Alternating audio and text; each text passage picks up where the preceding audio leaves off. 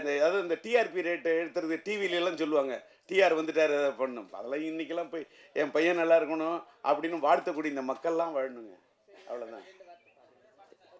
மறுபடியும் அதுலேயே நிற்கிறம்மா. நீலாம் ஏதாவது கட்சியில் போயின்னா அழகாக ஓட்டு கேட்டு வாங்கிட்டு போடுறேன்.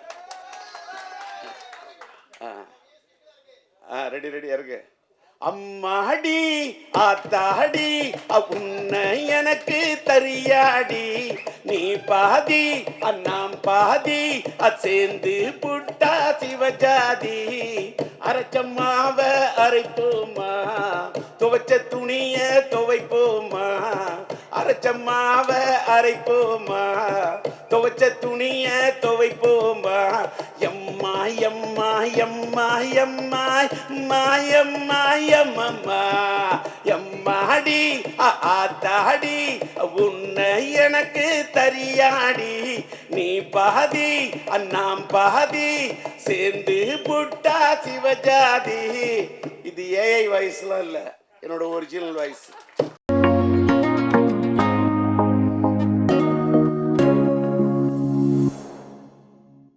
சரவணன் நீங்க கேளுங்க, சரவணன் சொன்ன சப்ஜெக்ட் அதுக்கு என்ன தேவைன்னு யோசிக்காதீங்க. பட்ஜெட் சப்ஜெக்டை பாருங்க, பட்ஜெட்டை பார்க்காதீங்க.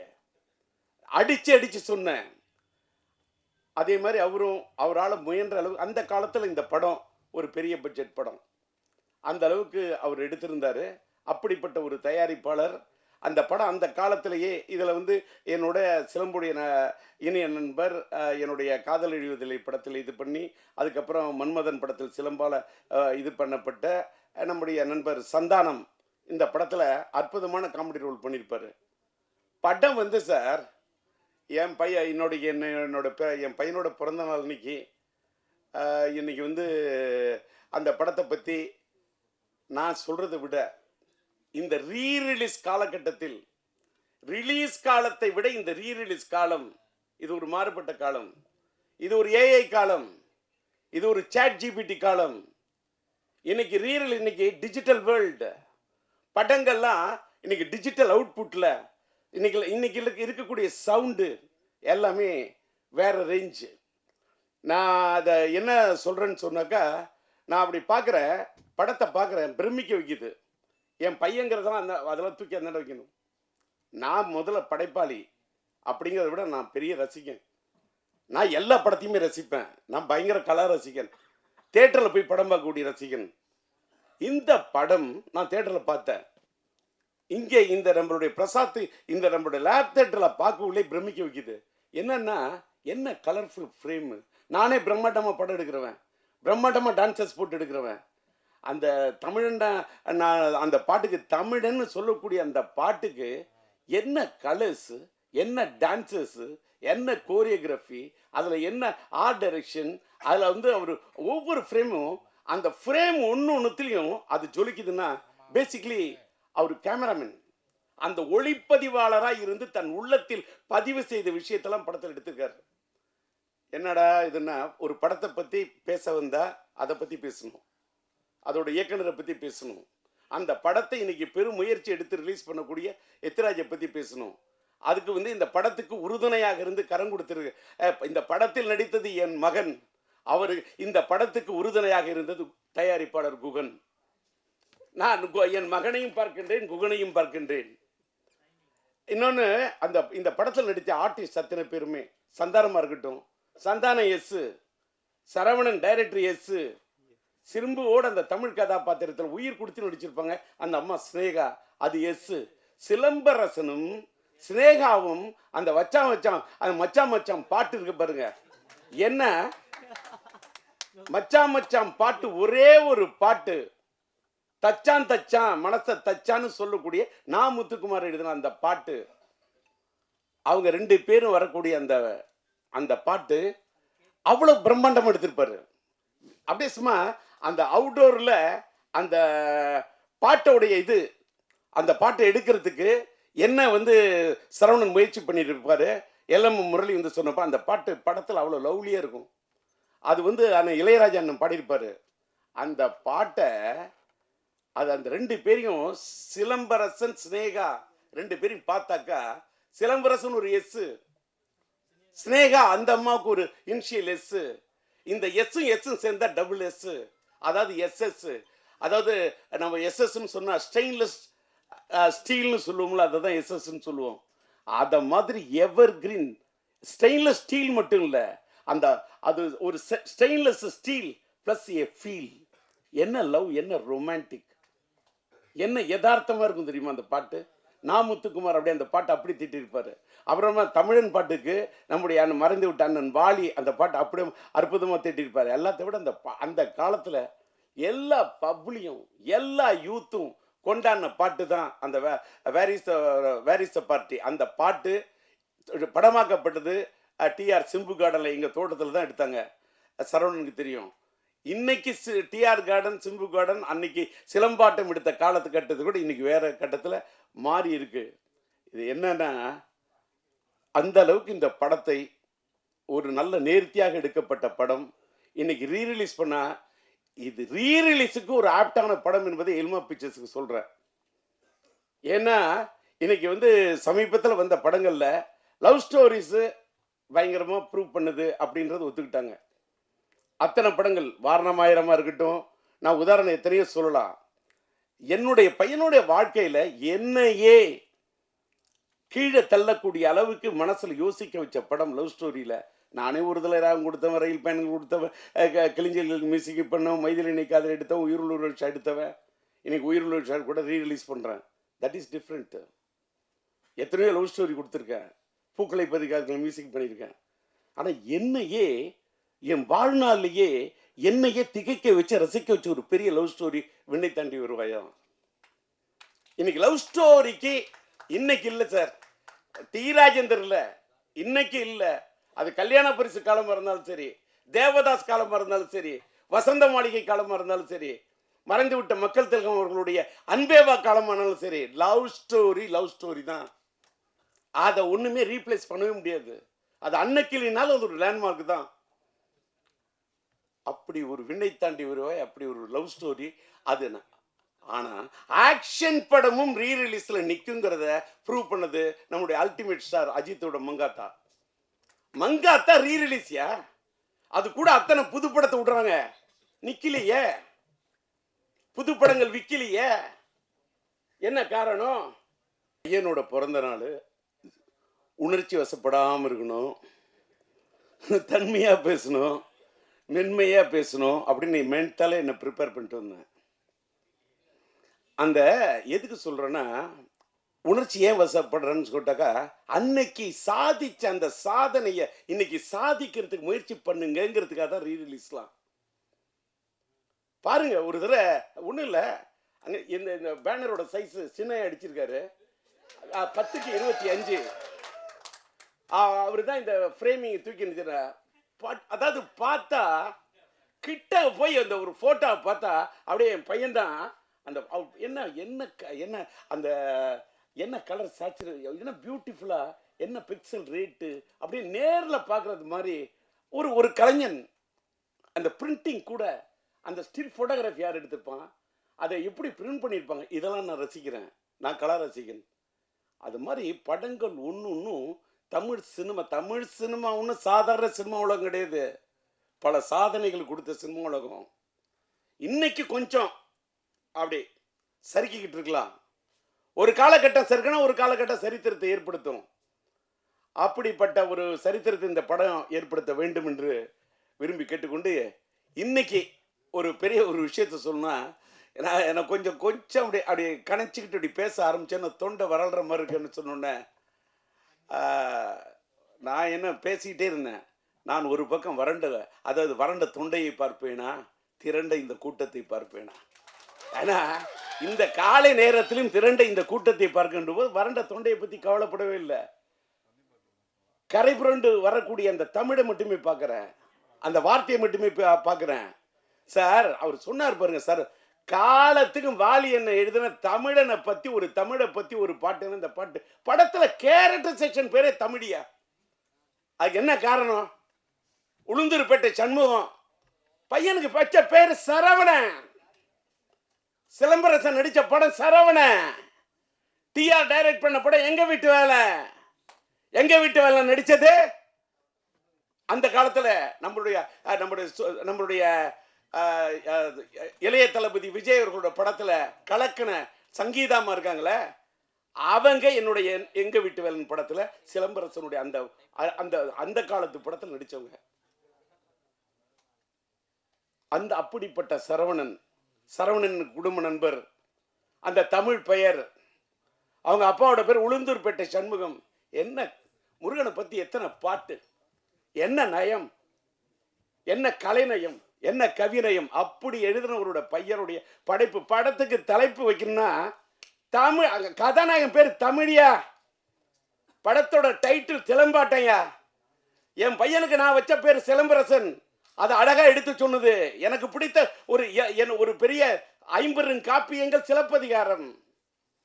எனக்கு பிடிச்சது அந்த இளங்கோவன். என்னால இளங்கோவனம் வாழ்க்கையில வாட முடியாது. இளங்கோவன் படைத்தது அந்த சிலம்பு. இந்த ராஜேந்திரன் கண்டெடுத்தது இந்த சிலம்பு. எனக்கு கிடைச்ச ஒரே சிலம்பு இந்த சிலம்பு தான். அவன் கார் சிலம்பை வைத்துக் கொண்டு விளையாடினான், நான் என் கையில் கிடைத்த சிலம்பை வைத்துக் கொண்டு விளையாடினேன். அப்படிப்பட்ட என் மகனுக்கு சிலம்பரசன் என்று பெயரை வைத்து, அந்த சிம்பு என்ற பெயர் கூட சிலப்பதிகாரத்தின் அடுத்த இதுன்னு யாருக்கும் தெரியாது. ஏதோ சிலம்பரசன் சுருக்கி சிம்புன்னோ, அதையும் தமிழோட தான் கூப்பிடுவேன். என் பையனை சிலம்புன்னு கூப்பிடக்குள்ளேயே என்னமோ அரும்பு பூக்கிற மாதிரி இருக்கும். அப்படியே தை மாசத்து கரும்பு தோட்டத்தையே கடிச்சு சிலம்பு, அப்படி கரும்பு சாப்பிட்ற மாதிரி சிலம்புன்னு அப்படி தமிழை சொல்லி சொல்லி வளர்த்தவன் சார். அதாவது எல்லாரும் எத்திராஜிங்க எல்லாரும் பையனை பொத்தி பொத்தி வளர்ப்பாங்க. நான் என் பையனை பொத்தி பொத்தி வளர்த்ததே இல்லை. எத்துவேன், ஃபைட்டு, போட வாங்கடா குத்து, அட்ரா, ட்ரம் அடிக்கணும், அடிக்கணும், ட்ரம் அடிக்கணும், பீட்டோட அடிக்கணும்.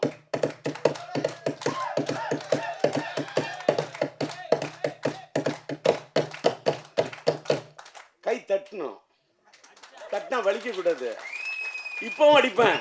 இப்பவும் ட்ரம் அடிப்பேன்னா, ஏன் அடிக்கிற? ட்ரம்மு தான் அடிப்பேன், தம் அடிக்க மாட்டேன். தம் அடிக்காம இருந்ததுனால தான் தம் பிடிச்சி நின்று பேசுறேன். வெளியில சில யூடியூப்ல டிஆரால அவர் பேச முடியாது, அவருக்கு முடியல, அதெல்லாம் சும்மா பேசுறேன்ல. இப்பவும் பேசுறேன்ல. அன்னைக்கு பார்த்திபன் சொன்னாரு கலாட்டா.comல, சில பேர் பேசுனா மைக்கை பார்த்தா பயம் வரும், ஆனா டிஆர் பார்த்தா மைக்குக்கே பயம் வரும்னாரு. டிஆரை பார்த்தா மைக்குக்கு பயம் இல்ல, டிஆரை பார்த்தா மைக்குக்கே ஒரு மயக்கம். மைக்குன்னா எனக்கு பிடிக்கும், மைக்குக்கு என்ன பிடிக்கும். இப்ப தெரிஞ்சுங்க, ஒரு பொண்ணை உயிருக்குயிர நீ நேசிச்சாதான் அந்த பொண்ணு உங்களை நேசிப்பா. அதான் காதல். லவ் என்பது கண்ணாடி மாதிரி. கண்ணாடியில் நீ ஒன்ன பார்க்குற மாதிரி ஒரு பொண்ணை பார்க்கணும். கண்ணை பார்த்தா வருவது மட்டும் காதல் அல்ல, உன்னை மாதிரி ஒரு பெண்ணை பார்த்தா தான் காதல். என்ன இந்த வயசுல இந்த ஆள் காதலை பத்தி பேசுறான். அதனாலதான் உயிரில் ஒரு விஷயம் இந்த மாசமே வேலண்டைன்ஸ் டே, காதலர் தினத்தை ஒட்டி வருது. ரீரிலீஸ்க்கு ரெடி ஆயிட்டேன். ஆக்சுவலா பாத்தீங்கன்னா இப்பதான் மேட்ருக்கே வரேன். இன்னைக்கு இந்த இடத்துல என்னுடைய படம் உயிருள்ள ஒரு விஷயம் படத்துக்கு நான் டிஆர் டிஜி மியூசிக் என்ற ஒரு மியூசிக் கம்பெனியை ஆரம்பிச்சு அதில் உயிருள்ள ஒரு விஷயம் படத்துடைய ஆடியோ ரிலீஸ் பண்ணணும்னு நான் பிரசாத்தில் இந்த தேட்டர் லேப் தேட்டரை பிரசாத்தில் நம்ம ஜோதி தான் என்னுடைய நண்பர், அவர்கிட்ட சொல்லி புக் பண்ணி வச்சிருந்தேன். ஆனால் எத்திராஜ் சார் அவர்களும் நம்முடைய ரியாஸ்டர் பணியாற்ற என்னுடைய நண்பன் பிஆர்ஓ நம்முடைய ராஜாவும் நாங்கள் வேற ஒரு இடத்துல இந்த ஃபங்க்ஷன் முயற்சி பண்ணுறோம், ஆனால் ஒரு சூழ்நிலை இல்லை, எங்களுக்கு பிரசாத்தில் தான் வைக்கிற மாதிரி இருக்கும், அந்த காலை நேரத்தை நீங்கள் புக் பண்ணி வச்சுருக்கீங்களா, நீங்கள் விட்டு தரணும் அப்படின்னு கேட்டார். அது மட்டும் இல்லை, எத்திராஜை வச்சுக்கிட்டே சொல்கிறேன், இதே 6ஆம் தேதி உயிருள்ள விஷயம் ரீரிலீஸ் பண்ணோம். எனக்கு பிப்ரவரி மாதம் 4ஆம் தேதி மைதிலினை கதை ரிலீஸ் பண்ணேன். பிப்ரவரி மாதம் 5ஆம் தேதி என் தங்கிகள் ரிலீஸ் பண்ணேன். 214 நான் பண்ண படங்கள்லாம் பிப்ரவரியில் நிறைய ஹிட்டு கொடுத்துருக்கேன். பிப்ரவரி மாதம் எனக்கு பிடிச்ச ஒரு மாதம். அது ஒரு வேளை எனக்கு பிடிச்ச மாதம் நான் காதலர் தினம் வரக்கூடிய மாதமோ என்னமோ, அதனாலயா. அதே மாதிரி பிப்ரவரி மாதம் தான் என் மனைவி பிறந்த நாள். என் மனைவி பிறந்த நாள் இந்த மாதத்தை பிடிக்குமா, இல்லை காதலர் தினம் வர்றதுனால எனக்கு பிடிக்குமா, இல்லை என் மனைவி மேலே இருக்கக்கூடிய காதல் உயிருள்ள ஒரு விஷயம் இந்த காதல் இருக்கிறதுனால இந்த மாதம் பிடிக்குமா. இந்த மாதத்தில் இந்த அதுவும் பிப்ரவரி 6 எனக்கு இந்த பிடிச்ச தேதி.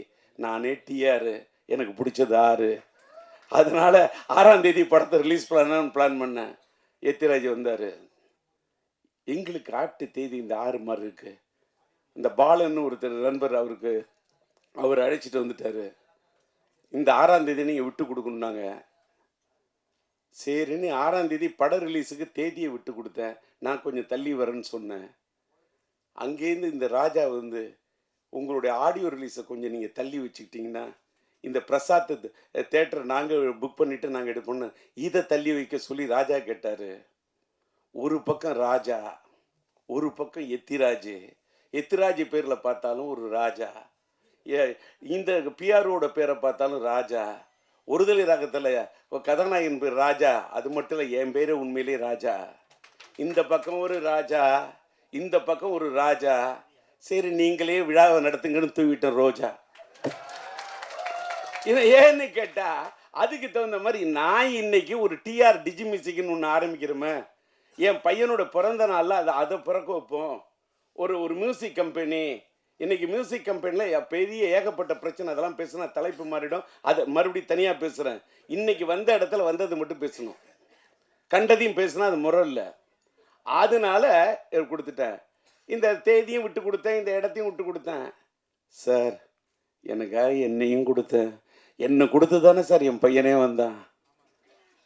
என்னை கொடுத்து என் பையனுக்காக என்ன வேணா கொடுப்பேன், எதை வேணா கொடுப்பேன், என்னையே கொடுப்பேன், என்ன எதை வேணா கொடுப்பேன், என் வாழ்க்கையை கொடுப்பேன். இடத்தை கொடுத்தேன். என் பையனுக்கு நான் தடத்தை கொடுத்தேன், என் பையனுக்கு இடத்தை கொடுத்தேன், என் பையனுக்கு படத்தை கொடுத்தேன். அதனாலதான் இன்னைக்கு சரவணன் சொன்ன மாதிரி இத்தனை 5 வருஷம் இல்லையா, 50 வருஷம் வந்தா கூட நாங்க சிம்புவோட ரசிகன் இருக்கோம் பாரு. சிம்புவோட ரசிகன், யாருக்கு இப்படி ஒரு ரசிகன் கிடைக்கக்கூட, அப்படி ஒரு பேரை எடுத்து அப்படி ஒரு ரசிகர்களை சம்பாதிச்சிருக்க ஒரு பையனை பெற்றிருக்கேன். இன்னைக்கு காலையில் நம்மளுடைய சூலம் படத்தோட டைரக்டர் நம்மளுடைய எம் பாஸ்கருடைய மகன் பாஸ்கர் வந்து ஒரு பேட்டி கொடுத்துருக்காரு போல இருக்கு. யூடியூப்ல பார்த்தேன். காலையில் 4 மணிக்கெல்லாம் எழுந்திரிச்சேன். ராஜாட்ட சொல்லிட்டு எத்தனை மணிக்கு, நான் 8:30 மணிக்கு, நான் 8:30 மணிக்கு நான் ரெடி ஆகிட்டு இருக்கேன். ராஜா ஹேருக்கெல்லாம் ரெடி 8:30 மணிக்கு வரோம். இல்லை எல்லாரும் அசம்பிள் ஆகிட்டு இருக்காங்க. இப்போ தான் ஃப்ளைட்டில் ப்ரொடியூசர் வர்றாருன்றார். அடப்பாவி, என்னப்பா இப்படி சொல்கிற? நான் காலையில் 4 மணிக்கே எழுந்துச்சு ரெடி ஆகிட்டேன். நான் வாழ்க்கையில் ட்ரெயின் ஸ்டூடெண்ட்டு. ரயில் பயணங்களில் போய் காலையில் 6:40 ட்ரெயினை பிடிக்கணும். 4 மணிக்கு எழுந்திருக்கிறாள். ரெடியாகி என்னன்னு கேட்டால், என் பையனுடைய பிறந்த நாளில் இந்த சிலம்பாட்டம் படத்தோட ரீரிலீஸில், என் பையனோட ரீரிலீஸில் இந்த படம் ஒரு தனி இடத்தை பிடிக்கணும்னு ஒரு தந்தையா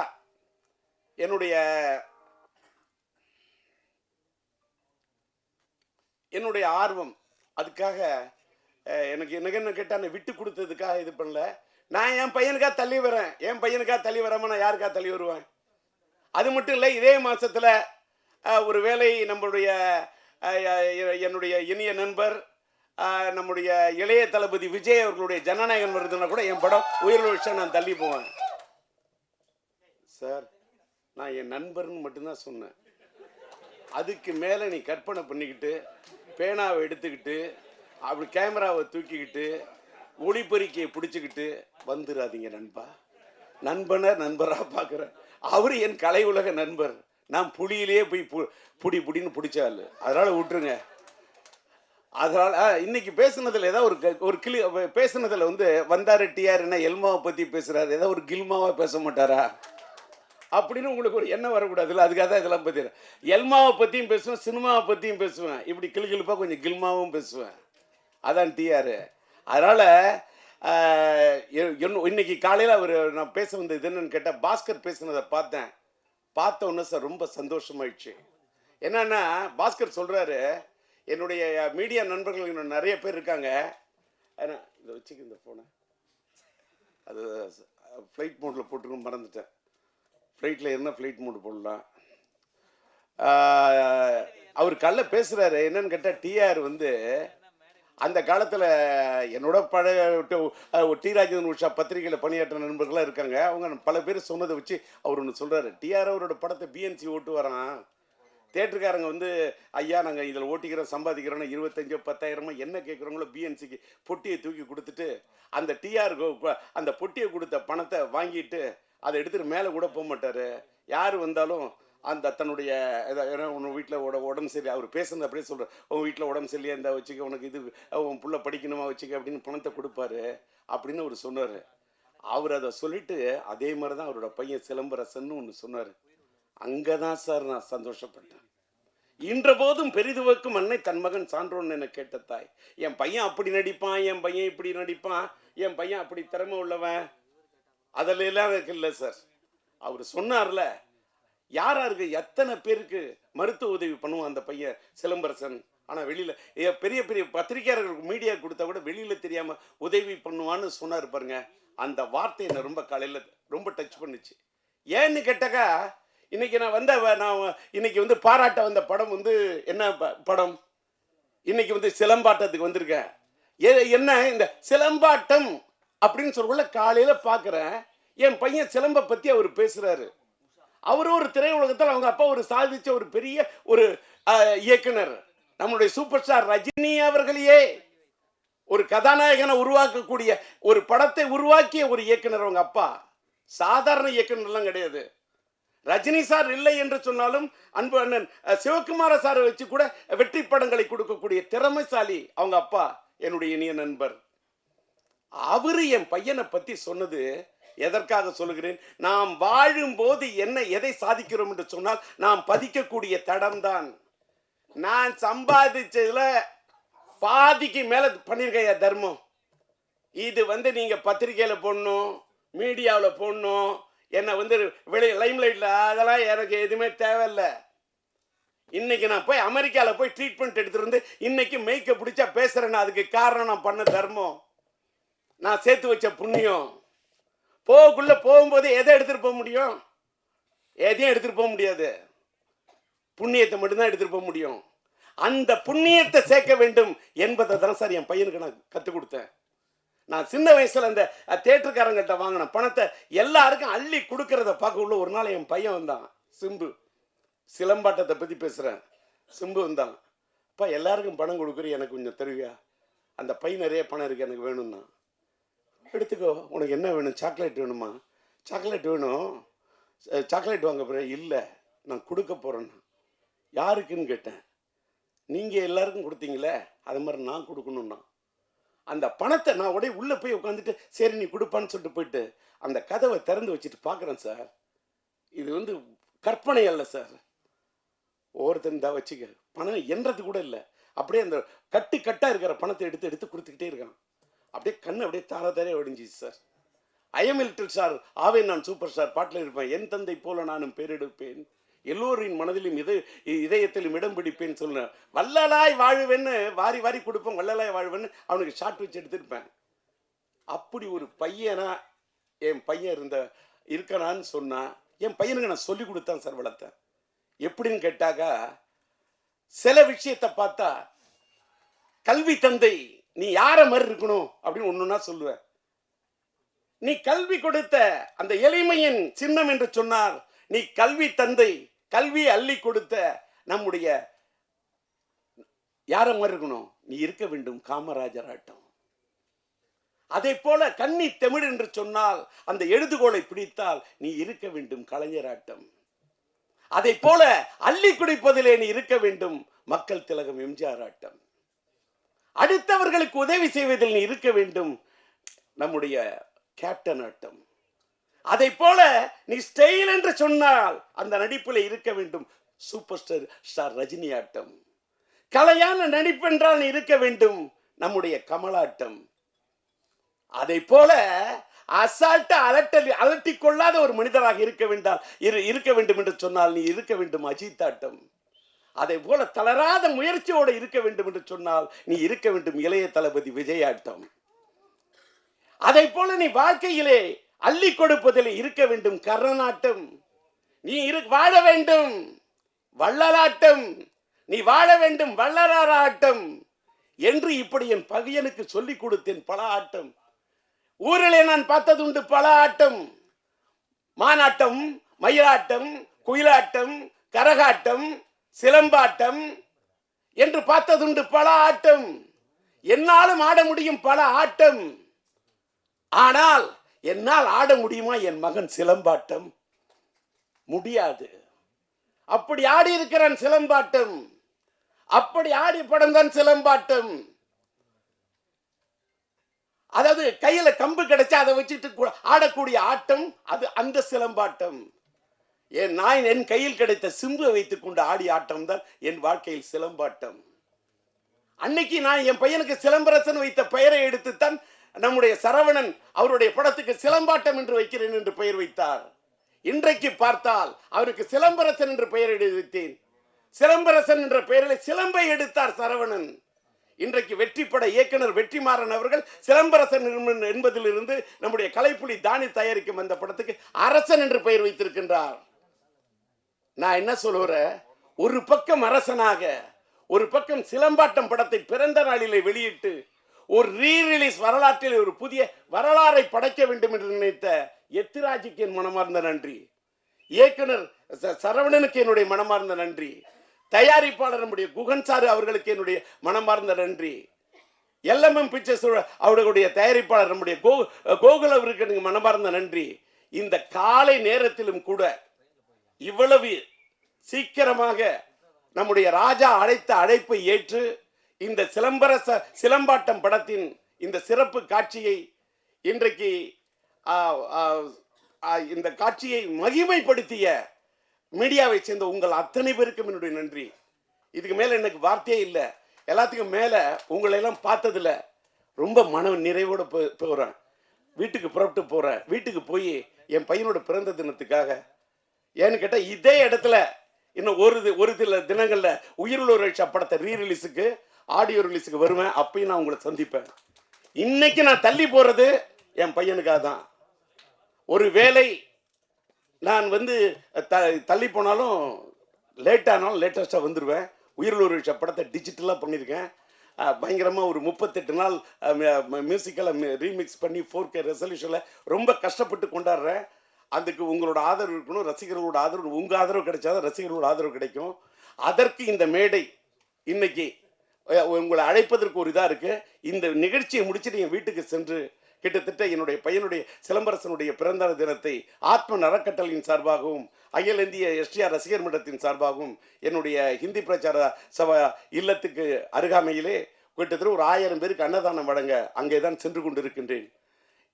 இந்த நேரத்தை எங்களுக்காக சிலம்பாட்டம் எங்களுடைய இந்த யூனிட்டுக்காக ஒதுக்கி நீங்கள் ஒத்துழைப்பை கொடுத்த உங்கள் அத்தனை பேருக்கும் காலத்துக்கும் என்னுடைய மனமார்ந்த நன்றி என்பதை தெரிவித்து விடைபெறுகிறேன்.